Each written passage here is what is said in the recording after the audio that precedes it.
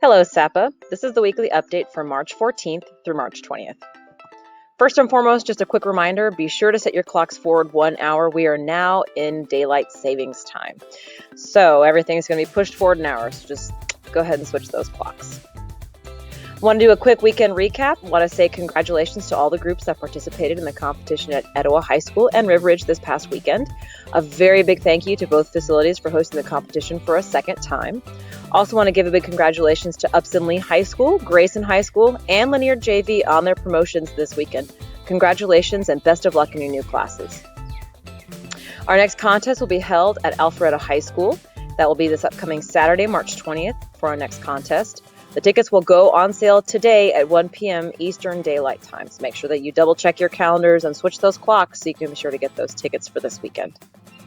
A few contest reminders over the course of the past couple of weeks. We've had some things. We just want to remind you about a couple of things. First and foremost, be sure that you double check that you have the correct soundtrack uploaded to Competition Suite. Competition Suite keeps old soundtracks that you've uploaded from the previous seasons. We've had a couple of groups have incorrect music start for their performance. So double check that you have the correct soundtrack uploaded. All uploads must be completed by Thursday at 11:59 p.m. prior to the contest date. So be sure to check today to verify that your music is the correct one. Also, when you go to check-in, be sure that you list the correct number of performers at check-in. Every individual who receives a performer wristband must be on the floor during performance.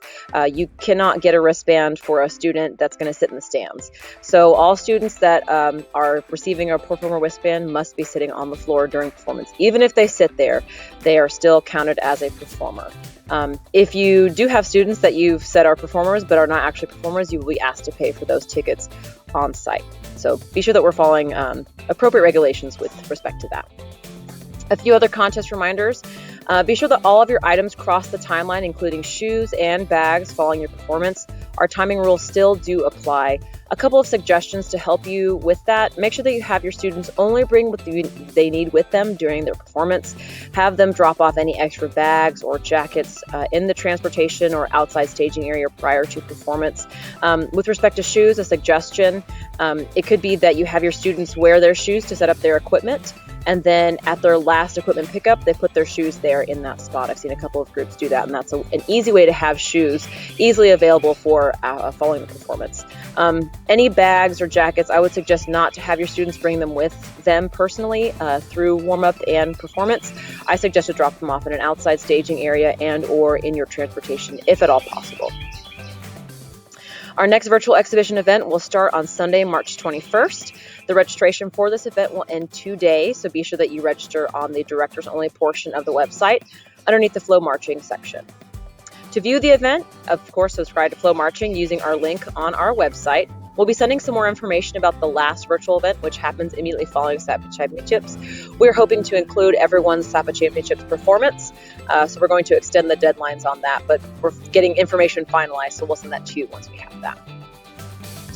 A couple reminders, it's almost time. SAPA Championships is barely 2 weeks away. Very exciting stuff. We currently have a draft schedule that's posted to our event page, so double check that to see which session you will be located in and just a general feel for what the day looks like. As a quick reminder, each unit has 9 minutes to get on and off the floor, so go ahead and make sure you're preparing for that. And as a quick reminder, off the floor means every piece of equipment, every floor, every part is in the tunnel off the performance floor during that 9-minute time frame. An information packet will be released in the next week. It'll give you information on the flow through the facility, timeline, and some other important information for our performance. We are very excited about using Buford Arena for our performance this year. So a couple of changes to go along with that, but we'll be sending some more information out about SAPA Championships coming up so soon. Let's have a great week, SAPA.